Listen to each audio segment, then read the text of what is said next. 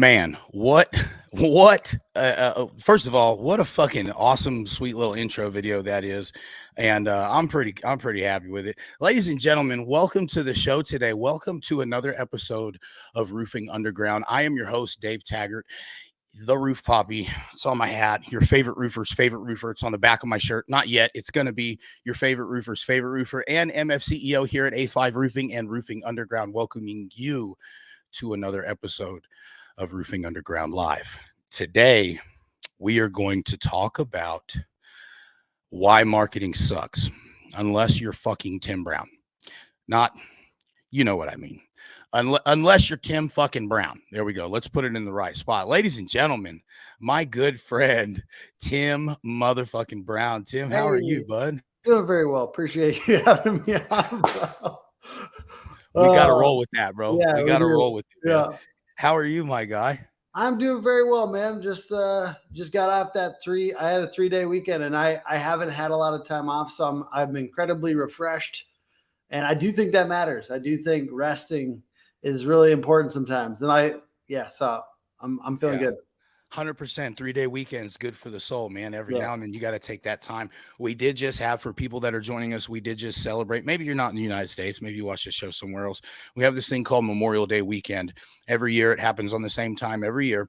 And for this one day, we take an opportunity to remember men and women that have fought and died overseas or anywhere abroad, that have fought and died for our rights as American citizens. And so that's a very important thing for us to at least pay homage to and remember those people that have done that. So they give us a 3-day weekend. It is a very somber weekend for a lot of men and women in the United States and scattered across the world, and for a lot of Gold Star families too. So first of all, thank you for your service to any veterans that are watching the show tonight, and to families that have helped or paid part of that sacrifice. Thank you for your sacrifice. But Tim Yes, Brown, man. So let's have a conversation about something real quick. Yeah. You and I have been chit-chatting back and forth for a long time about marketing and what all's involved in marketing. And I don't want to get into that same shitty conversation, because I think we hear it all the time. We know that there's a better way to do marketing and lead generation and advertising and stuff. And I think a lot of us understand that you have to, in a lot of cases, pay an expert to do those things for you, or you have to try to become the expert and do that shit yourself. And as a lot of business owners, it's more advantageous for us to hire somebody like you, right, to come in and handle all of our marketing and stuff. Is that what Hook Agency does? Yeah, I would say we handle 3 services really well: SEO, search engine optimization, paid ads, and website well. But I don't really think anyone should get into the mode of deferring all their marketing to anyone. Like ultimately, there's one pulpit I would stand on. It'd be like, own your marketing, your marketing. And there's a lot of companies out there that own your website or own your data. And I would say that's the wrong way to do it. I want people to own their website. I want them to own all the SEO that's been built out. And I want them to own even their ad account. Like a lot of that's very spicy for marketing. Like, I know this isn't necessarily super spicy for roofing, but it's very spicy for marketing companies, because they're like, wait, what? You're going to build out all those ads and then they can just take them with them? And we would say yes, because we believe that we can provide ongoing usefulness month after month. And they believe that they there's a lot of set it and forget it marketing agencies. That feels very like, we hear the phrase scarcity mindset a lot in entrepreneurship and stuff like that. So you hear, scarcity mindset. It sounds like a real kind of a chicken shit thing to do. If you believe in your product, like if you believe so much in your product, then number one, you shouldn't be going into the relationship worried about the divorce right off the bat. Like, well, what if they leave me? Well, what if you don't suck ass? What if you actually generate the results that you said that you could generate? Yeah. And nobody's leaving you. Like that's not, this shit doesn't have to, man. So this is what I've realized too, even though we are damn good at what we do, there's always going to be people leaving every company. So what I look at is we believe in a peaceful transfer of power. Like Okay. we don't have these crazy contracts. We do have a year contract at the beginning, by the way. So that's some people that's spicy. I get it, but that's good business for us. That's Yeah. good, like as a marketing agency. And I think You want people yeah, to commit to you. yeah, That's like that's because really it's what it's about. yeah. But at the same time, every time somebody leaves Hook, like let's say it's like 13, 20 months or something like that. Like if somebody leaves, we package everything up and we give it to them. We give all their logins to them. Some agencies will will like cut the cord. They'll literally take down people's websites. And I'm calling them, God, Wow. this is really fucking spicy, bro. I'm gonna go for it. But I'm calling them Town Fire Interactive. So I'm mixing two companies' names together, and it's Ah, Town Fire Interactive. okay. He's like, I don't know if this is allowed. Yeah, well, I came on here with the heat because I know that that's what this is about. So there's Hell yeah. like if you look at either of these companies that I'm Yeah. combining, and you look at I know their exactly. Yeah. their 1-star reviews are like there's like hundreds. So basically, like, and all I'm saying is you should be able to own your stuff when you leave a company, and that's what we really believe in. We believe in the peaceful transfer of power to the next marketing agency. And you know what? I'm just gonna say it. Like companies leave us. That happens. That's not the craziest thing in the world. We leave. Like stuff happens. Yeah. So Yeah. like I believe in that peaceful transfer of power. I believe that that's what's right. And that's what I believe is like modernization of the marketing industry. And it's whack that people don't do that. You know what? I feel you there. Oddly enough, I remember when I was, uh, probably about 6 months into owning my business, I had this guy hit me up and he's like cold called me, hey, have you heard of us? One of those companies you definitely did not, Say you the real didn't, the yeah, you didn't, definitely did not resemble in any way whatsoever. One of those guys called me and was like, hey, listen, we work with guys in your area. We're actually working with a competitor in a close local market. Da da da da da. We'd like an opportunity to work with you. And I was like, okay, cool. Tell me who you're working with. You know what I mean? Chances are I probably know him. I might be able to call you on your shit. They gave me the guy's name. I sent him a message. Dude was like, nah, run, bro. yeah, And I was like, okay. He's like, I fired them like 2 years ago, man. I yeah, can't believe they're saying that. And I was like, all right, cool. And yeah. then I posted on Facebook. I was like, hey, does anybody have any feedback on this company? And every single response I got was no, fam. Like hard pass, Yeah, they owe me money, yeah, blah, blah, blah. They stole my website, yeah, right? Like all this other weird shit. yeah. And when I told the dude, he's like, oh, everybody has pissed off, they probably work for our competitors and blah, blah. And I'm like, no, these are all roofers, bro. Yeah. Like also says like because I don't want to live there. The conversation that's 20% of the marketing industry. There are some companies like that, and there's a few more. But the point is like I do think most of them are trying to do the right thing. It's kind of like roofers though. We always do it. Yeah. We talk smack about the ones that suck, and then we do end up accidentally tainting. Like I know I end up tainting the marketing industry a little bit with my I just hate the fact that they do that, but neither. Man, shit happens. There's weird Yeah. business models Yeah. like all over the place. I don't think Yeah. it's possible to try and control all of them. It just Yeah. at least try to influence the ones that you're most directly involved in, which is it's kind of a lot of the reason why we started doing half the shit we started doing from this thing, the Roof Poppy, all Mhm. the way to Texas Roofing Contractors and Owners Group to the damn business.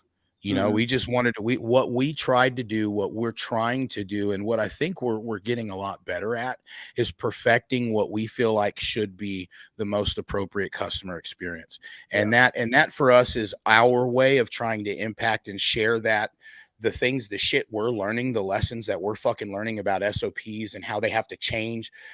Like I broke this down to one of my employees earlier today, and I was like, hey, listen, just because the problem became evident here, we have to solve the problem at this point in the timeline, but the problem probably occurred earlier in the timeline. So if we can troubleshoot backwards to when Mhm. could we have caught this issue, we can implement a new SOP. Yeah. And he was like, oh shit, that's how that works. And I was like, that's Yeah. exactly how that works. But all that to say this, we're sharing this knowledge as much as we can and a lot of other avenues so that other roofing companies, even in our close local market, can not only compete, right, but also compete on a more level playing field where we're Yeah. all doing the fucking the most Yeah. right thing all the damn time. And that number one, is going to do a lot of things. It's going to help other roofing companies succeed, whether they're in my market or not. They can still take my advice, learn from my lessons. Trust me, I'm paying for them, not you. And number two, what it helps do is that when everybody, a rising tide raises all ships. Yeah. And so if the community of roofing companies gets better locally, we can substantially charge more money for our service. Yeah, I was just about to say, You know? like, if you went to like the lowest 20% of the market and you said, if you really educated them on unprofitable deals and like, here are some things to really avoid, otherwise like your warranty is going to be, it's going to come due in 2 years and you're going to have like, I've been there, we've had an issue, or like, this is what makes our jobs completely unprofitable. Then what would they do? What are they going to do? They're going to probably raise their prices. Raise their prices. Yeah, they're going to have to. And then, No, go ahead.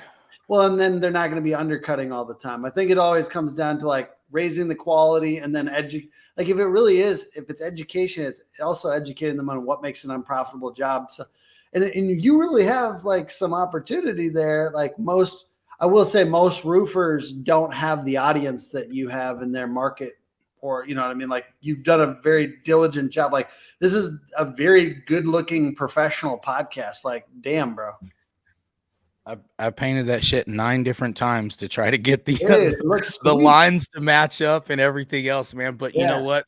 You guys see what looks like a semi-professional studio, Yeah. right? Or amateur studio. But if I look at it, like, I still see the sandbags that are holding up the lights over here and the extension cords and shit like that, you know? So I guess it's all about perspective. Number one, life's definitely about perspective. Yes. But honestly, like, to give you an example, I look behind me and I see a lot of fucking work. You know what I mean? Like, I did a lot of shit to get where I'm at. You know what I mean? And I'm cool with it. And that's kind of like the I feel like the energy that I bring into at least my little corner of the roofing industry. I'm not the most popular person in roofing, and that's cool. I'm not doing this to win a popularity contest. You know what I mean? I give 2 shits less if I'm anybody else's favorite human being, right? I know I'm a pretty solid motherfucker, and I know that I'm trying to do pretty solid stuff inside of my industry as well. And I feel like that's kind of where you and I, when I first got to meet you and you know, we first got to talking, a lot of those conversations, I felt like, man, like, Tim's a pretty solid dude, because even though, let's be honest, we've had like 5 interactions where I was like this close to probably doing business with you. Right. Like, every single time. And then Tim's like, no pressure, no pressure. And I even came. Yeah. Sorry. I was just going to say, the principle is, I think, is window shoppers can be your best promoters. Like, that's a thing. Remember that, because you don't need to hard close everybody. I want David to work with us, but at the same time, like, if he's, you know, he has influence too, you know what I mean? Like, there's an element of, I just want to do right by him, and if it's appropriate, then he'll get there and he'll work with us. And that was you know what? I think that was probably the reason why, when it comes to marketing, my go-to person to ask questions, like, number one, you, and I also love talking with Jordan Harrison. I love talking with Corey Colather. I love talking with excuse me, Joseph Hughes. And there's so many other people inside of the space, and when it comes to marketing, that are just phenomenal banks and wealths of knowledge that have never, and none of these people, mind you, have ever tried to like hard close me on a marketing. I got fucking hard closed one time on a marketing deal, lost 10 fucking grand, bro. And got like a fucking email. You know what I mean? Like, from the marketing agency, you know what I'm saying? Like, that's how bad that was. But so, like, my experience with marketing sucked balls, right? First and foremost, no homo. It was a pretty gay situation, but, you know, losing 10 grand is never cool. But you learn from it. I want to throw out something, because you were saying we had the same energy. One thing my wife sent me today that I really like, you're good at this. I am not good at this. Like, she says, like, she sent me the quote that said, if you can't handle being talked about, you're not ready for success. Oh shit. It's good. It's good. And I will say that's my thing. And she probably is like, God, she gets sick of it. But like, sometimes, and at least the bar has gone up, because like back in the day, like, I'd get one mean tweet and I'd be like fucked up. You know what I mean? Like, like now, like, if there's like 5 things that happen in a weekend, you know, like, because really when you extrovert yourself out there in the world, and like, all the time. Like, Oh, for sure. you do, I do. Like, For sure. we're just pushing out there. Like, Yeah. nice guy once said, Patrick Carr said, he's like, dude, I like that you don't hide in your ivory tower. Like, you come to shit and you're involving yourself in the roofing industry. But that's the one thing that's really hard for me is like, if there's like 5 people talking shit, I'm like, oh, fuck. Like, it's tough, dude. It's tough. Cause like, I kind of care. I feel like I care more about what people think than you do, which is, you're doing a good job on that. It's still let me just clear something up. When you see people say shitty things about you, it's never fucking it never Yeah. it's hard to see somebody say something negative about you and not want to be like, fuck you, Yeah. right? For first of all, Yeah. for being a dickhead, you know what I'm Yeah. saying? I like And to go to their profile and devalue, like look at it. yeah, But no, like the shitty part is when you go to their profile and then they're doing legitimate things. You're like, oh fuck. no, see, I never base somebody if I go to somebody's listen, I have a couple of fucking fans, right? There's a Yeah. couple of people across the internet that just love trying to fucking comment on my shit. Some of them are just the most negative, boring people in the world. Yeah. And it's usually like the same 3 people. And if you followed me for any amount of time, you know exactly what 3 or 4 people I'm You don't talking block about. them? I had to block one because I'm just so Yeah. tired of this dude pretending and Yeah. fucking like, right? Just annoying as hell. But I for a block long them, but time, then every once in a while, then I'll see them like pop up on another corner of the mhm, internet talking shit. So it's I like, usually yeah, don't block them, yeah. Tim. I don't 'Cause I think block that's them, right? probably not, I feel like that's not the worst thing. It's just, yeah, you're right. When people Well, pretend to be friendly and then they're like actually cutting all over the place. well, not that it's pretend to be friendly, right? But you got to check these motherfuckers' resumes, Tim. Yeah, yeah, Do yeah, you know what I'm saying? Like, here's the thing, to quote the late great Ice, he's not the late great, the great Ice Cube, you got to check these motherfuckers' resumes. And yeah, so when I see people online that are talking shit to me and yeah, they're like, fuck this guy, he doesn't yeah. know, blah, blah, blah, and woo, woo, woo. The first thing I do is I go look and I see, what have you fucking built Hmm. in your life besides a fucking doghouse and a fucking debt? What have you built? You know what I'm saying? Have you fucking done anything? And Yeah, if you're not either doing at where I am or better than I aspire to be, then I don't really give 2 fucks about this person's opinion of me. You know what I mean? Because in the grand scheme of life, if he's not helping me, he damn sure ain't gonna hurt me. I'm gonna go on about my business and I'm gonna continue doing what the fuck I'm supposed to do, regardless of what this one person's opinion is. Because when you do the math, Tim, when you do the math and you look at the total number of people in your potential audience reach, it's in the millions, right?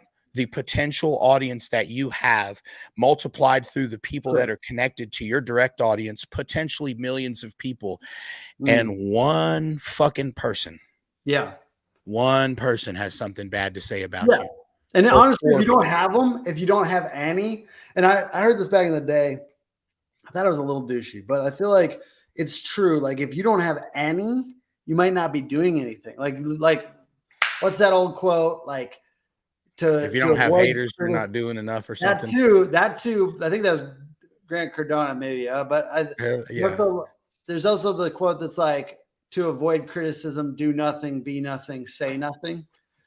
Yeah. Basically, like, if you do Just be stuff, compliant. yeah, Yeah. If you got to do something. And that's absolutely true. Like, no part of me thinks for an instant that there aren't people that have something bad to say about me. Right. Like, I know there probably is. And there's probably one person at least watching this live feed right now that'd be like, oh, fuck Dave Taggart. Right. yeah. But They like I pay the said, number closest one attention, by the way. is what? The haters pay the closest attention. Oh, dude, they love the algorithm loves that Yeah, shit. You know yeah, what I mean? Because please, by all means, argue with me back and forth about 9 times in a yeah, comment section, boost the algorithm, get my engagement up a little bit, and then everybody that you're friends with and I'm friends with is also going to see this shit. You know what I one mean? reason Like, to sometimes just say how you feel. You know what I mean? Like, because ultimately it does usually amplify it.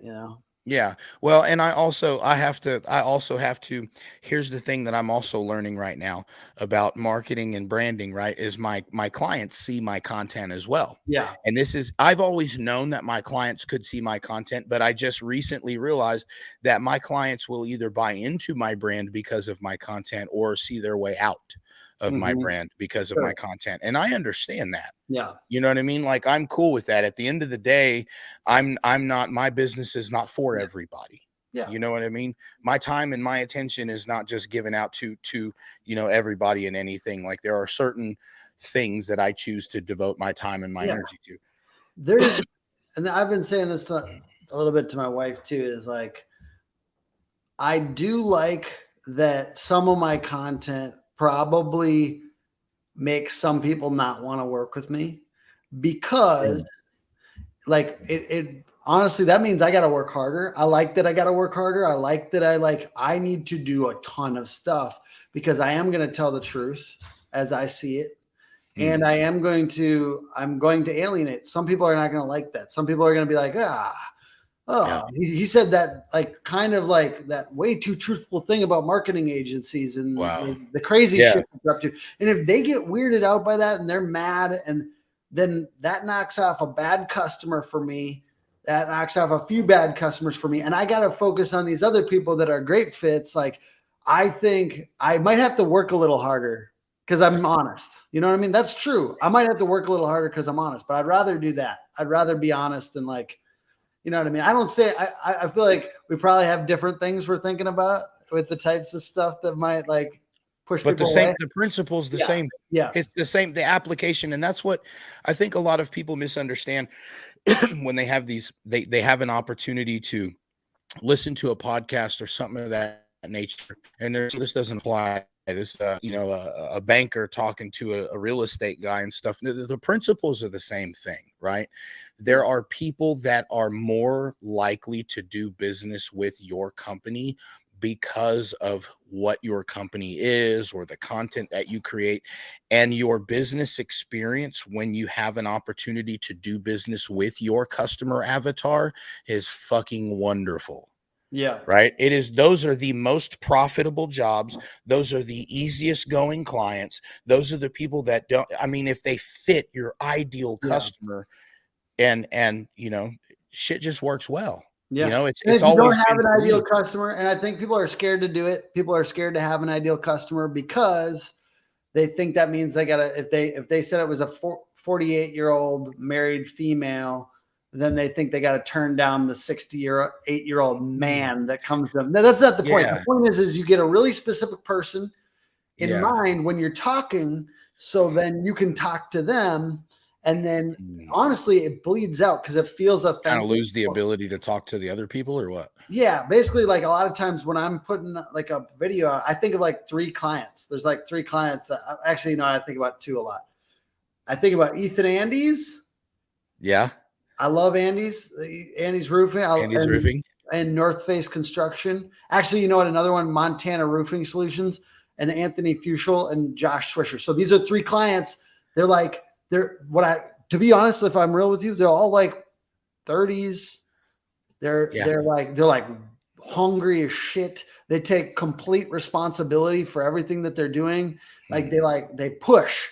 And they like what we're doing, but they'll never like rely 100% on us. So when I talk to those guys, and like when I'm making a video and I'm like, you should do this, but I'm also like, I'm talking to like a somewhat sophisticated roofer, right? Like, I'm thinking about like a pretty savvy guy.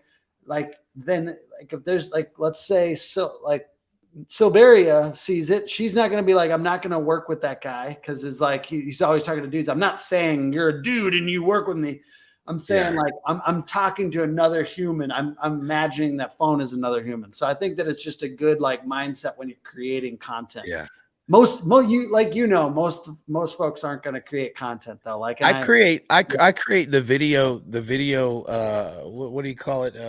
When this is like that the video version of shit posting. Right? Like, if you Google the definition of shit posting, when people just create and you know, say some stuff, right? Dave's pretty good at that. But there's usually something to it. You know what I mean? There's usually like a reason. That's the thing to get into. Like, we all want people that are like that. Like, that's why you have the audience that you have, is because you shit post. Like, because there's an authenticity and something real sneaks in there every once in a while.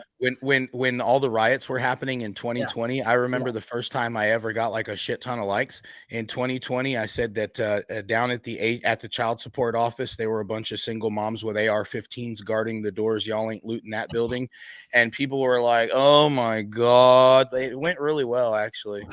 It went really well. I was like, "Y'all ain't robbing that place." Yeah. No, they got that. They're gonna protect that with their lives. So check. Dude, I was, dude, in Minneapolis. I was, You were in Minneapolis in yeah, no, 2020? so, dude, so like my buddy was here from Texas, Yeah. and he was like, "Let's take a walk downtown," and I was like, "Dude, we don't really walk No, downtown right now, no, bro." bro. Like, but I was kind of like, I don't want him to think I'm a pussy, so I was like, "All right, let's do it." So we started walking around, and like some weird stuff, like a couple people were like kind of running or something like that. Okay. We're like, That was common in 2020, man. yeah, they're just running, and I'm just like, see, this is why I don't come downtown. You know what I mean? Like, I just don't like people randomly running. You know what I mean? Like, they didn't have running shorts on. You Where know, y'all running from? Should we they had run too? jeans. You know what I mean? Yeah. Like, so we got down there, and there was like 100, 200-300 people, like actually like pushing into a bank, and there was like a bunch of cops, and like, so this was like 4 or 5 months after all the initial stuff happened, and I had like there wasn't any news coverage yet about this, so we didn't know. Stop.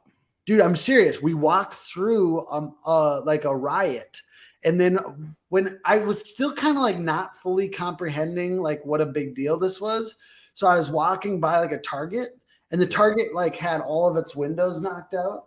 And I was like, like my buddy's like, pretend like you just smashed the window. So I was like, like, and then I was like, we didn't post it, but like it would, maybe it would have been funny in a different circumstance. Yeah. But then like we kept on going, and then when we got back to the house, and I was kind of weirded out because there's like people like talking about how they just went into a bar and like took all the money, and I'm thinking about small businesses, you know what I mean? I'm like, oh Yeah. God, this is gross.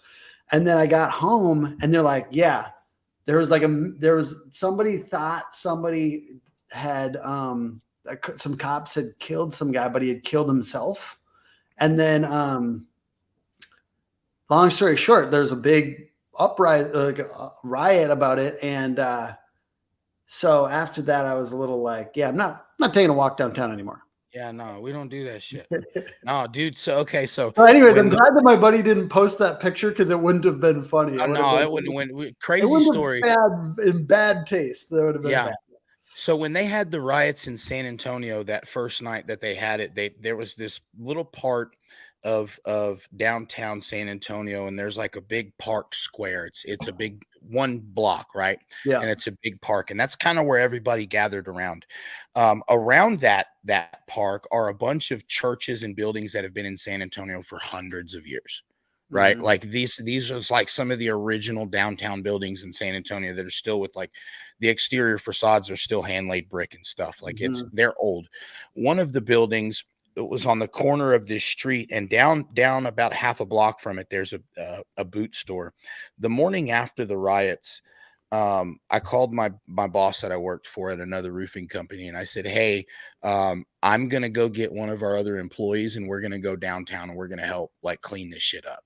Mm-hmm. And I'm just letting you know, I'm going to take the truck. And he said, what can I do to help? And I said, well, we need to buy probably about 50 sheets of plywood and go help board some buildings up.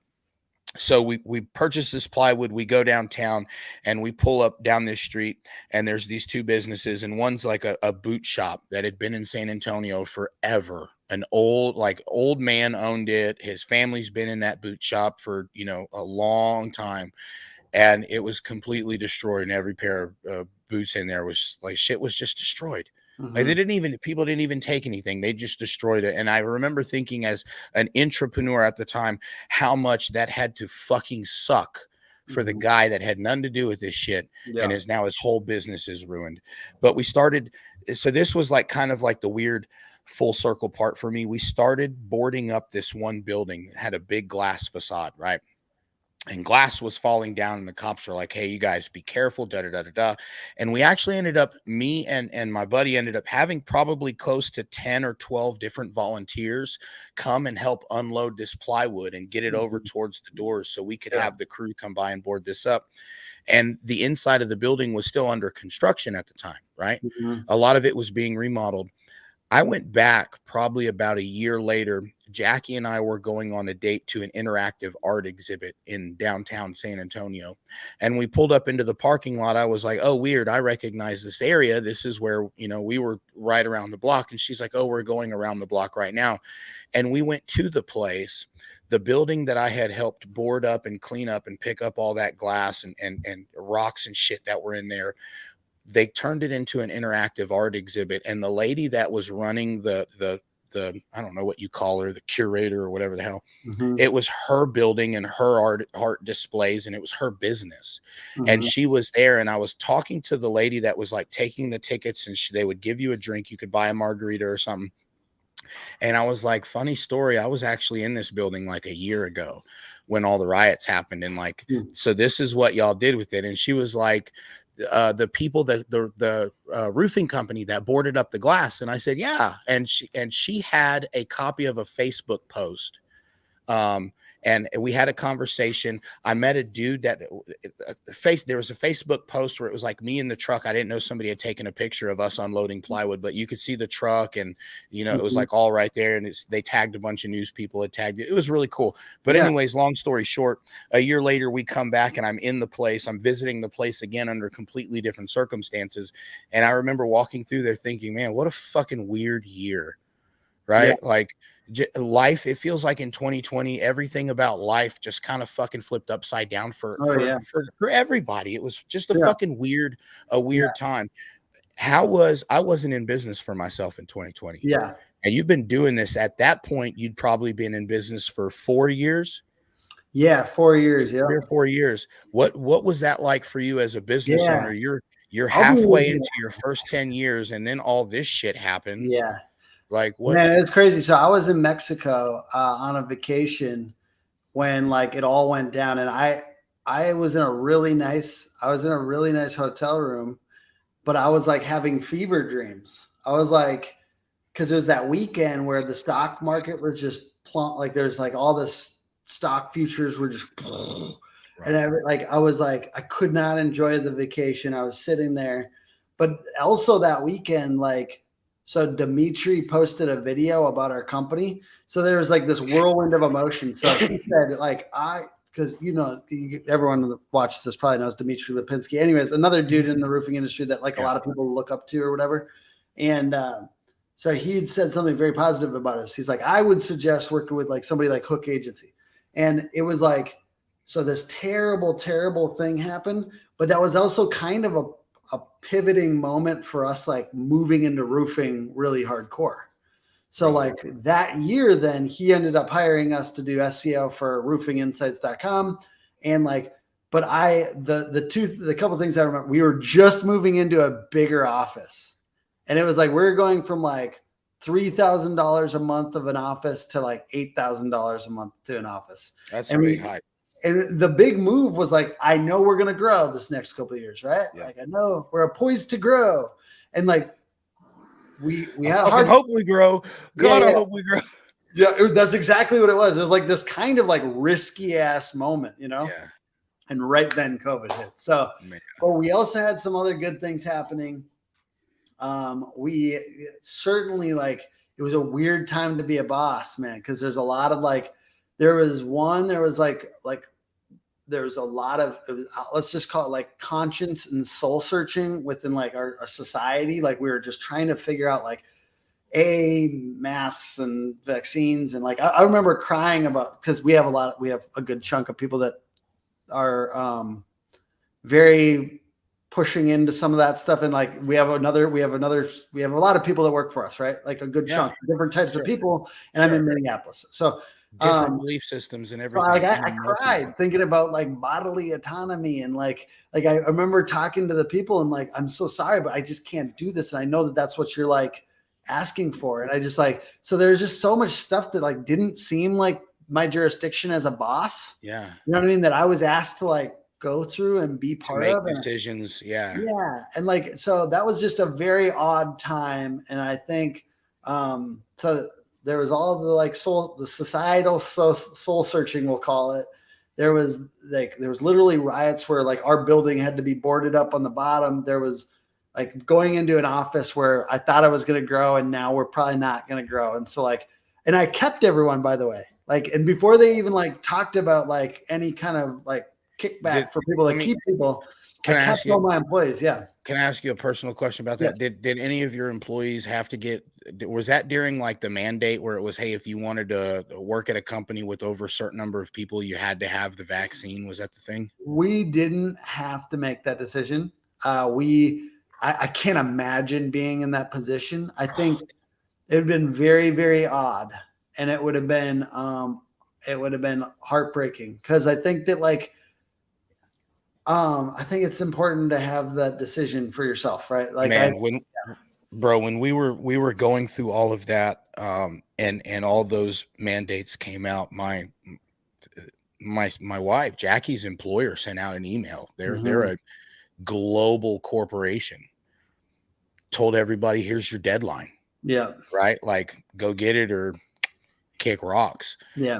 And Jackie was pregnant at the time, and she was very adamant. I am not doing this. You know what I mean? Like, I'm not, while I'm pregnant, I'm not doing this. And then they were like, okay, after you're pregnant. And Jackie's doctor had to say, wait, she's still breastfeeding for a while after she's pregnant. So we may want to wait off. And so we basically got, dude, I mean, God's honest truth. We tried to figure out a way to pull that off for as long as possible. Yeah. Before. And I told Jackie, and I was like, honey, I said, at the end of the day, you're going to have to make a decision. Yeah. It's either something that you're willing to live with and a risk that you're willing to take, or, fuck, man, that is your decision. And, you can quit your job right now and we can go into this other stuff full time or whatever the case may be. But goddamn, if I was an employer, like 6 months ago, there would have been like a warning on this video. Like that's how like it's still getting shadow banned, Tim. Fuck. No, I'm just saying, like, no, that's just because you have me as a guest. No, I'm just kidding. But no, like, there's really like a little bit of like this just came into everyone's consciousness that maybe that wasn't such a great idea. Like that just happened. Like where all this like mandates and stuff like that. It's like everyone's like, oh yeah, that maybe we should have done that. Yeah, maybe. Oops. Turns out that fuck, we didn't really think that one through, guys. Yeah. Oops. Like oh man. So we could get into this conversation all day long, but I'm really interested in how all this stuff affected you. Let me ask you this, because I know what business already being stressful enough as it is. Yeah. And then I can imagine how that must have been. Were you and your wife married then? Were y'all were Yes. Y'all were married then? Yeah. How was that with the business and the pressure and everything else? How did that work with your marriage? Yeah, so it was very difficult. And I think also like we had kind of like, we knew we were going to get a house, and I'm grateful we're out in the woods now in Minnesota. Like I love this place. It's incredible. But we downsized. Like we had this nice luxury apartment, and then we're like, you know what, let's save up. Let's go into this like little tiny apartment. And like, we were kind of like this claustrophobic, and we were like 1 minute from work. You need that separation, man. You need that separation between work and like home. And we just didn't have that. So like, it was definitely a super stressful time for our marriage. I think like, I'm not going to lie. Was the downsizing intentional? Like it was like, let's get the money right. Let's like clean up the money. So like the house isn't such a stretch, you know what I mean? That kind of thing. Yeah. And we had difficult times, and I had to go into therapy. So I'm not in therapy right now, but I'm like. So I have a counselor that I see, and it's therapy, right? Is exactly what it is. I have a counselor that helps. He teaches a type of therapy called EMDR, which is I couldn't even remember the EMDR, what it stands for, but basically what it does is it's helping you make decisions while processing through things that are bothering you Yeah, emotionally, right? sure. If I become triggered, if something bothers me, it's usually not the issue that's bothering me right now. It's usually related to something else that Mm. I'm not trying to deal with, or that has pissed me off or upset me or whatever. So the EMDR therapy helps me create new neurological pathways between my thoughts and the emotions that I have Mm. associated with these thoughts sometimes. So I think it's things, beautiful that you're sharing about this. I think it's beautiful that men should be man, able to talk about therapy. You know what? If I'm real with you, like yeah, I have in my past, like people in my life that I love that had anger issues, and yeah, it wasn't my fault at that time. You know what I mean? Like, and now right. I have to figure out how to deal with those things. It's really, really important because I really want to Oh be yeah, a great dad. Like I want to be a great dad. And that's like, it's a huge driving force. If it takes me going to therapy and doing some other, like figuring out meditation or something like that, I'm going to do this. I'm going to try to do those things. dude, you have to, that's it's like handling your shit, right? You Yeah. have to handle business sometimes, and sometimes your personal development is the business. I think that, That's with real. there's no shame, dude. Like I don't care who you are. There's no Yeah. shame in trying to become a better person, and then seeking, if you would seek advice on being a Christian from somebody that you would consider being a good Christian, or marketing advice from a reputable marketing expert, you go to people to learn Yeah. skills and abilities that you cannot teach yourself. And so you need a teacher to teach you those things. Me as a person, a little background. I never really grew up with a lot. There was a lot of dysfunction in my house at a young age, right? There was just a lot of chaos and a lot of anger and a lot of violence and stuff. And it put me in a position to where I had to do something different, right? And I knew that I, as a young man growing up, was not given the skills and abilities that are normally bestowed upon a young man, right, coming into adulthood. And that is, I think, is a real fundamental problem in the United States right now. Is we don't pass the fucking spear anymore. You know Mm. what I mean? Like there's Yeah. no there is and we're getting kind of getting off the weeds here, but there's this weird period between childhood and adulthood that we now call Yeah. adolescence, which Yeah. is this, it is acceptable to fuck up a bunch in this period of Yeah. years, like according to societal norms. But there's no longer a bestowing of manhood There's on a no on a official young like. boy.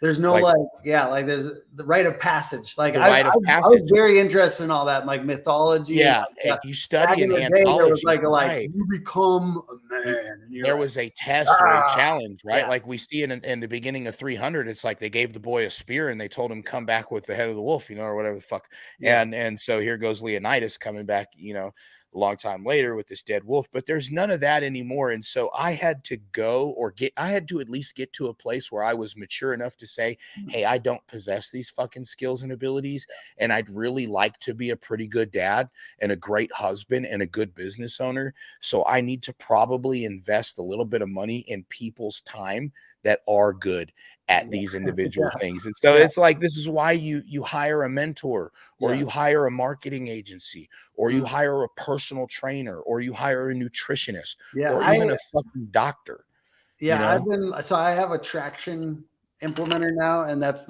like one of on the business side. That's like my like coach kind of right Yeah. now. It's so funny, man. I still feel like a child, like running a business. You know what I mean? Like it's like there's no like I love traction. Traction is the closest thing. Like, and I actually look a little bit like a child too, but there's grays coming in, so that will help.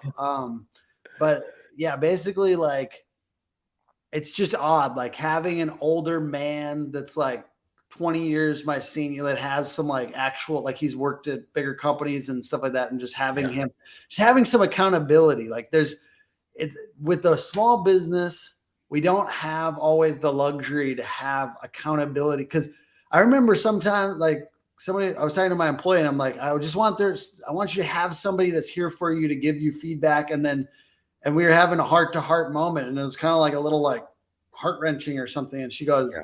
like, I wish you had somebody like that.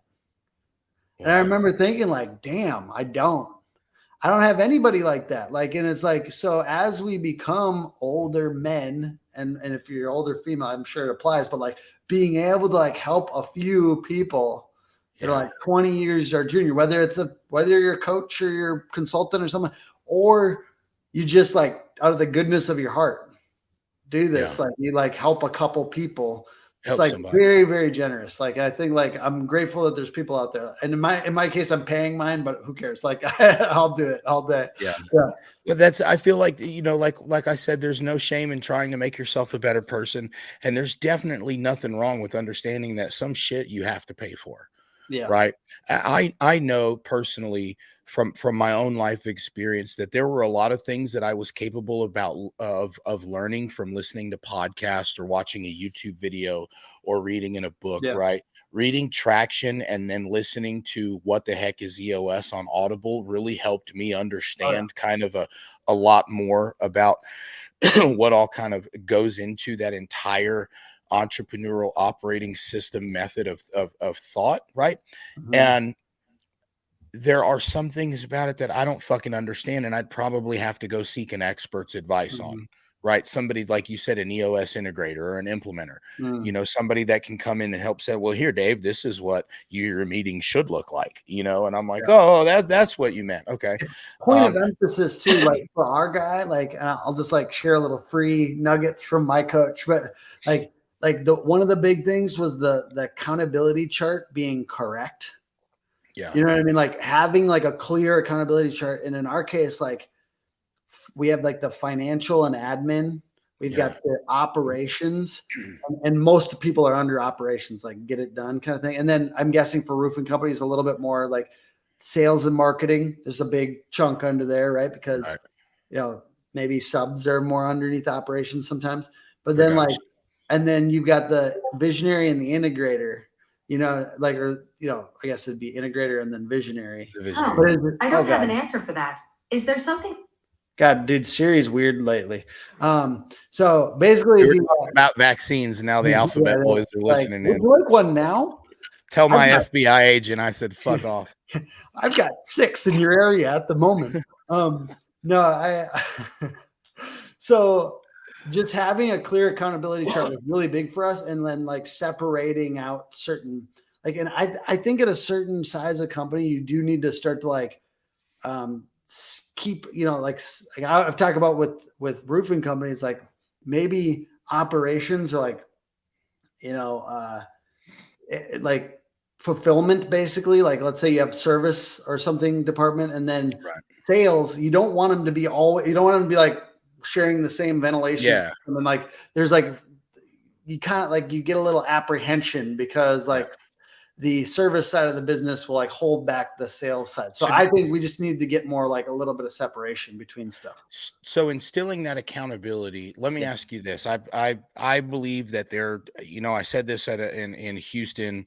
I think I've said this on a podcast before, but I look at everything that I've learned on my journey through, reading books, listening to podcasts, anything when it has to do with, learning how to just kind of become better. There's 2 things that I found are like pretty synonymous on all of them.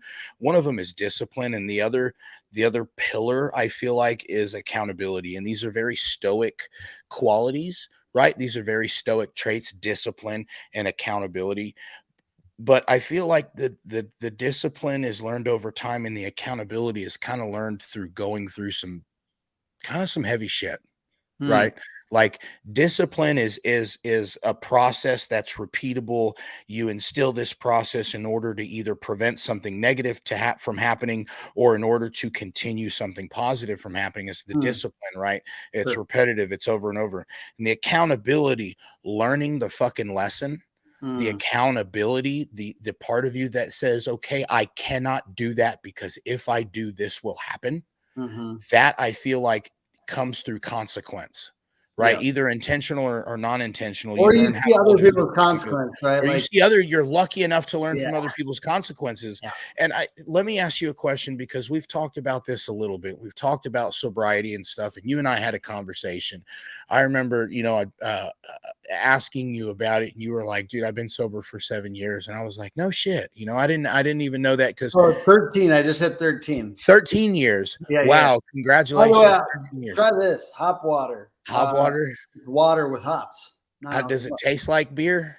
It's good. I probably won't like it because I don't really like beer. It's actually just the hops part, and it's like they've got different mango's the best. Check it out. Okay. It's very good. I've been like I just might, promoting I it. might try that just to see what it tastes Pretty like. good, bro. You know, like it's got that hops flavor. It's You know, anyways, not so advertisement. yeah. I love being the sponsor the show, Hop Water. Anyways, so Yeah. yeah. Look, Well, what was your question on that? Excuse me. my question about accountability. I hear you saying that instilling accountability at a lot of times in businesses and in between the different important structures of a business, the accountability, the lesson for you, I guess.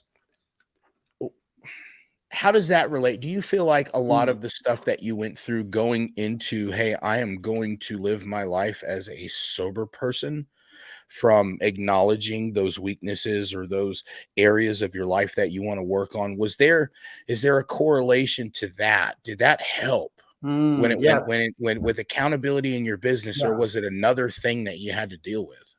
Mm. Yeah, I definitely feel like the primary principle of my sobriety has helped me in business a ton. And what Which was the primary The principle? primary principle has been you better get useful to other people or you're going to die. That was that was it. Like I felt like if I didn't figure in sobriety, first of all, like I felt like I better get useful to other people, otherwise I'm going to go back out and drink and use drugs. And all that like it kept on pushing me because that's what the principle is, and like 12-step stuff is like you got to go help somebody. And you Yeah. are uniquely qualified. Like I'll just kind of like summarize what I feel like is my recovery is, which is like you are uniquely qualified to help anyone who's trying to get off of drugs and alcohol. Like that's if you gotten off of it, like 100%, dude. yeah, no one else can help. Like a therapist or like a coach and like what do they call it when you go? And I didn't actually do it. I went into a psych ward. That's another conversation. But when you get off of drugs and alcohol and they bring you into the Like the whatever drug that's called, tank or comment the below whether yeah. yeah. But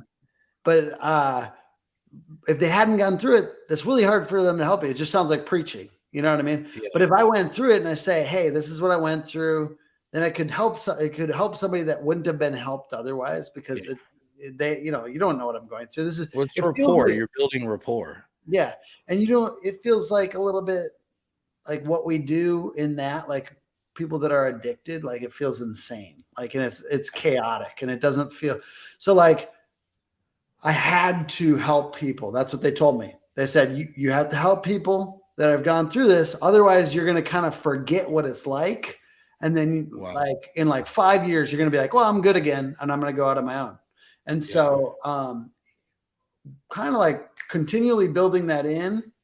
I did learn to meditate. I did like, there's some other things that were really good. Like I got a little bit more into exercise, all that. Like, so then as I built a business, I kind of always kind of felt the same thing. If I'm feeling anxious, and I do a lot, like that's one tough part about sobriety is like, especially if you're my type of guy, then you kind of like, you have a lot of anxiety, but instead of being like, you know what, I'm going to use this to go do something. Yeah. I'm going to use this to go help somebody. Like, and so then I'm like, if I'm feeling anxious at my mother-in-law's house, I got to do the dishes. You know what I mean? Like, is that like, you feel like that's is that a dopamine thing? I think it's, I think it's maybe because I do feel better every time I try to help. Like, even if I, like just try a little something, like do the dishes, if I feel useful, if I try to help somebody when I'm feeling anxious, then I feel better. Cause I think it's you getting your brain off of yourself. What is let me ask you a question. Maybe this would be a better question for your wife. What love language do you speak? Do you know what your love languages Well, I'm are? a man, so physical touch. And then I think words of affirmation. I'm a words of affirmation guy. And that's how you hear love, or is that how that's how I hear love. And that's how I kind of speak the same thing that I am, because I think that's what everyone else wants. And my wife is a quality time person and maybe a gifts person. So I often am speaking on deaf ears when I'm like complimenting her all the time. You know what I mean? Volunteer to help people a lot. I have tried. I'm really not consistent about that. I think, like as a company, we do it a couple times a year and we donate, but I think we're better at donating right now than we are spending time, just because Yeah, I was just wondering if that was like an acts of service kind of a thing. You know Yeah. what I mean? If that's how you were putting out what you want to get back, which is, I peace need and to do happiness more and acts stuff. of service. Like Really? my wife would prefer that I spend time on dishes and like just cleaning up and then like laundry, but I don't. I'm like you're beautiful and you're the best. Like she's like I don't care, do the stuff. You know what I mean? So that's my Take the trash out dilemma. already. Yeah, exactly. Yeah. I get the exact same thing. I've been failing fucking miserably at it for like the last week, but I have this little homework. It's like a chore list on my refrigerator that I created. And that was like 4 tasks that I know my wife would really appreciate it if I just took care of every day.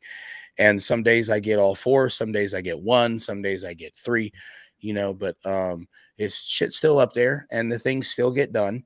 Mm, It's just, it's one of those things where I had to actually have a conversation. I had to learn from a therapist how to do this shit, Tim. yeah, Oh, yeah, surprise, right? I yeah, had yeah. to learn how to have a conversation with my wife where I could hear what it was she was trying to get me to understand Mm, without figuring out, like, okay, maybe there's a problem I can solve here. Cause this is what I do. I fix shit for a living. You know yeah, what I mean?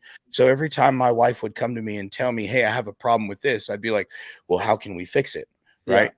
And that's not the shit she wanted to hear. She wanted to hear me shut the fuck up and listen to what she had to say and then just hear her and then take action on the things that she brought to my attention. Hence, I created the chore list, I need on my that. I'm gonna do refrigerator. that. I'm gonna take this. Yeah, That's the other thing I heard is like when somebody talks to you about therapy or things they learned in therapy, just take yeah. it. It's free therapy. Take it. Free. Yeah. It's free, dude. It's Yeah. free. And I check this out. I put it on my refrigerator in Yeah. my kitchen, and so that my kids and my wife and everybody could hold me accountable and be like, "Hey, there's only 2 on the That's chart good. star chart, Dad." I have a star chart. Yeah. So it's but that's it. Like we're talking about accountability, and you Yeah. said that the accountability was good for your business. The lessons that you learned, one of them being, if you're not, what did you say? If you're not going to go help people, you're gonna die. Yeah. And I was essentially saying because I will go out and drink and use drugs and then potentially hurt like I could negative consequences. Absolutely. For Absolutely. me, that's how it go. Like for guys like me, that's sometimes how it goes. And I've had several friends, unfortunately, that have gone that route, right? Like I had a rock band in Dallas, and like half of the band is alive now. You know what I mean? Like, Wow. and because those were the people I was hanging out with, and that's kind of what I do. I like even when I'm in sobriety, like I like people that had rough pasts. You know what I mean? That's just Yeah. kind of how like I like to. It's the people I enjoy being around. But what I took with the being useful, like a or die kind of thing, I think it kind of applies to business because, like, if we don't find a way to be more useful to customers and like get better and like continually get better, maybe it's Yeah. not die, but it's Yeah. shrink.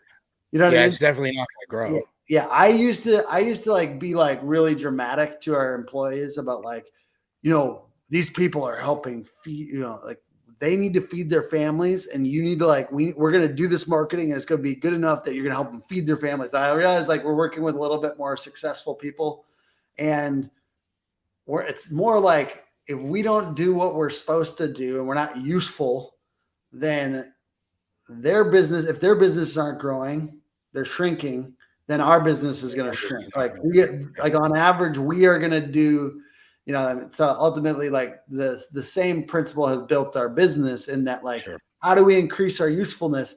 It also moved me over from music to this because I felt like music, I wasn't clearly being useful to everybody. Like maybe if I was really good, really fast, but I wasn't, I didn't want to practice. So I Right. ended up like going into this, like making websites and stuff like that because, well, my wife said my music sucked. First of all, that was harsh, but it was what I needed to hear because I couldn't move on from it until somebody was real with me. It like hurt my heart, but It's accountability. That's yeah, all it was. yeah, Somebody was just telling you, hey, Tim, there's some other things that we should probably be doing with our time. yeah. You That's know? exactly what she said.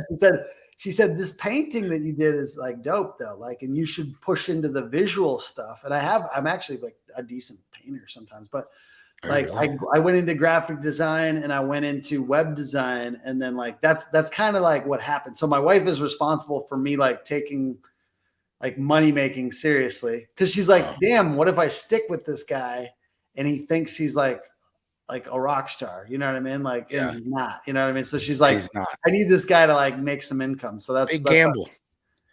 Yeah. Big gamble. Yeah.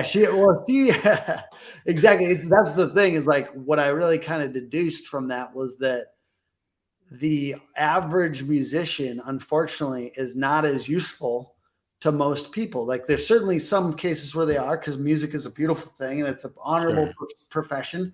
But we get thank you notes, dollar bills, when we're useful to people, right? Like they give us that's a thank you note in a way, you know, like and I found dollar bills came really easily once I started to make websites for people, and I was able to do like better and better websites the more dollar bills I got. You know, so like I realized like basically I followed the money. Yeah. It's that you're not wrong for that. You're not wrong for that. I think, you know, so we go, I teach, the first thing that I teach anybody when they come into roofing sales is canvassing. Number one, we got to find the right areas. And number two, do we think the area that we're in can afford our service? I'm going to be honest with you. You know, we don't canvas below our ideal customer avatar. Yeah. You know what I mean? And it's not because those people don't need it. If we get a lead from a smaller roof in a different area or something that we wouldn't normally be door knocking, number one, if there's no storm damage, I'm probably not going to door knock there anyways. Yeah. You know, but I may old storm damage. But canvassing, looking for your ideal customer is I think it's a skill. You know what I mean? It's definitely a teachable skill, but it's also one of the first things that I teach is go where you think the money's at. You know what I mean? And that's if you say that you don't do that, but you door knock where there are hailstorms, then you're full of shit. Yeah. You know what I mean? Because it's exactly what you're doing off principle is going where the money's at. So my man, dude, what a hell of a conversation, bro. Yeah, it went off in a lot of directions. Dude, I loved it, man. I love that, Tim. I'm so grateful. Number one, for your friendship. And number two, for your time, dude, because I know your time is not cheap, nor is it free by any means necessary. But I definitely appreciate you making time for the last hour to sit down and talk with us, dude. I think that number one, it does if anybody has any thoughts or ideas of whether or not they would like to do business with Tim Brown, I think they got to know you more as a person today. Thanks, and I'm super excited about that because I'm a huge fan of who Tim Brown is. Yeah. Right. Like you as a person, dude, have overcome some shit and you've learned some lessons and built a fucking just a phenomenal business. Thanks. Right. And you've really shown everybody, I think we talked about earlier, you see those people standing around in your comments and there's 4 or 5 people that have something negative to say. I think the last 7 years of your life has really helped them shut the fuck up, you know? Yeah. And that's a really it's an undeniable thing, my friend. And so I'm honored to call you a friend, and I definitely appreciate your time here on the show. And ladies and gentlemen, my friend Tim Brown with Hook Agency. Tim, where can people connect with you at on social media?